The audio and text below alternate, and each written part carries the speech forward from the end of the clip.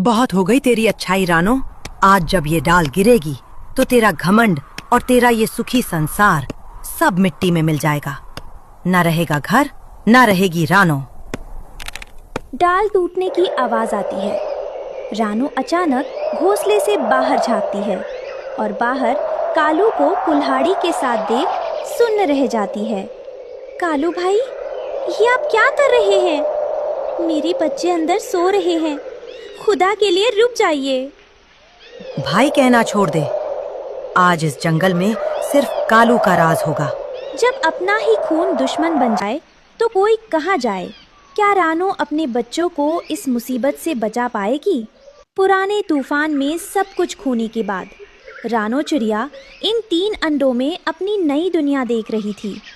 मेरे नन्हे बच्चों, बस कुछ दिन और, जब तुम इन अंडों से बाहर आओगे तो इस सूने घर में फिर से रौनक लौट आएगी। तुम्हारे पापा और भाई बहन जहाँ भी होंगे तुम्हें देखकर बहुत खुश होंगे। रानो उन अंडों में अपना खोया परिवार देख रही थी, लेकिन पास की एक सूखी टहनी पर बैठा कालू कौवा ये सब देख रहा था। कालू, जिसे पूरा जंगल नफरत करता था, रानो की इस खुशी से जल रहा था। उसके हाथ में एक भारी कुल्हाड़ी थी जिसे वो पत्थर पर घिस रहा था। बड़ी आई माँ बनने वाली। किस्मत का मारा तो मैं हूँ रानो, जिसे देखते ही लोग पत्थर मारते हैं, और एक तू है जिससे पूरा जंगल प्यार करता है। तुझे क्या लगा तू इन अंडों के सहारे फिर से अपनी दुनिया बसा लेगी? नहीं रानो, जो खुशी मुझे नहीं मिली वो मैं तुझे भी नहीं मिलने दूंगा। रानो चिड़िया उड़कर कालू के पास आती है, क्योंकि कालू उसका पड़ोसी है। कालू भाई, आप वहाँ अकेले क्या कर रहे हैं? आइए ना, देखिए मेरे बच्चे आने वाले हैं। अब मैं अकेली नहीं रहूंगी, आप मामा बनेंगे ना इनके। चुप कर रानो। मामा और भाई के रिश्ते उन लोगों के लिए होते हैं जिनकी दुनिया में रंग होते हैं। मेरा रंग भी काला है और मेरी तकदीर भी। ये अंडे नहीं, ये तेरी बर्बादी का सामान है। रानो कालू की कड़वाहट को उसका अकेलापन समझ बैठी, पर कालू के सिर पर नफरत का खून सवार था।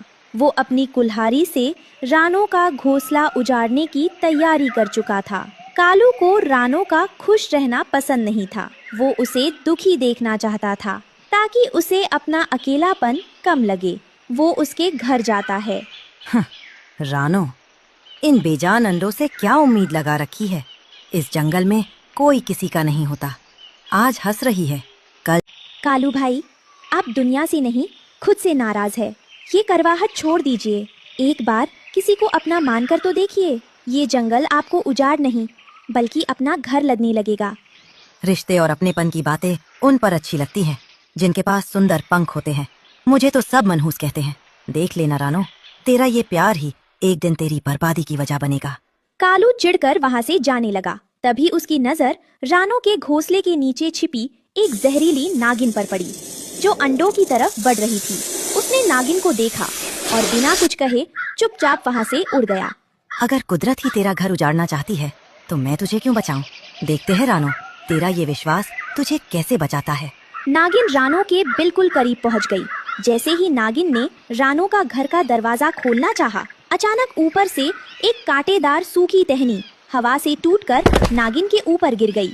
कौन है वहाँ? टहनी के कांटे नागिन की आंखों के पास चुभ गए। उसे लगा कि इस पेड़ पर कोई शिकारी छिपा है। यहाँ शिकार करना खतरे से खाली नहीं, अपनी जान बचाना ही बेहतर है। नागिन तेजी से मुड़ी और पेड़ से नीचे उतरकर घने जंगल में ओझल हो गई। रानो को लगा कि शायद हवा से कोई लकड़ी गिरी है। उसे अंदाजा भी नहीं था कि मौत उसे छू कर निकल गई। शुक्र है मेरे मालिक, मेरे बच्चों को बचा लिया। हवा तो बहुत तेज है, मुझे अपने घोंसले को और मजबूत बनाना होगा। दूर बैठा कालू ये सब देख रहा था। उसका चेहरा गुस्से से लाल हो गया। बच गई, आज फिर बच गई। पर कब तक रानो?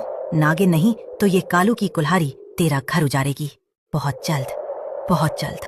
खूबसूरत मोर अपने भारी मन के साथ रानो के पेड़ के पास आता है। वो उदास था।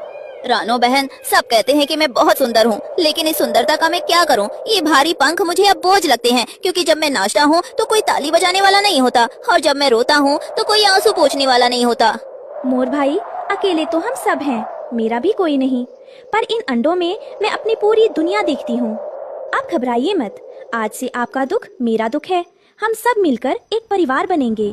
क्या सच में? क्या आप एक बदसूरत कौवे और मुझ जैसे अभागे मोर को अपना परिवार मानेंगी? हाँ मोर भाई, परिवार पंखों के रंग से नहीं, दिलों के मेल से बनता है। आप हमारे साथ यही रहिए।